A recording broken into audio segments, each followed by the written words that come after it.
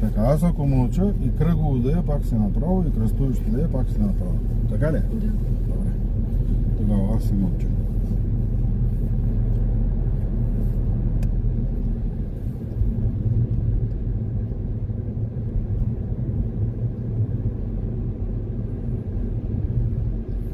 Тук с маркировка не трябваше да я минаваш.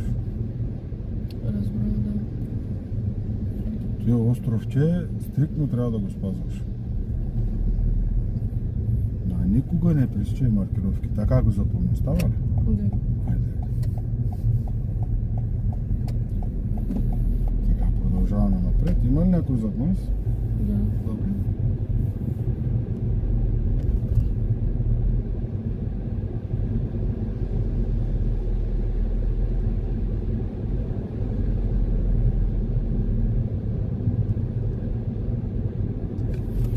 Тук ти е пътя, бе. Той е надясното.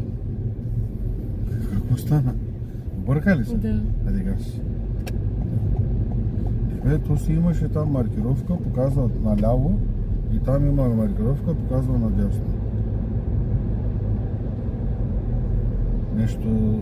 Там имаше и две непрекъснати линии. Така ли? Айде. Внимавай с тези маркировки много.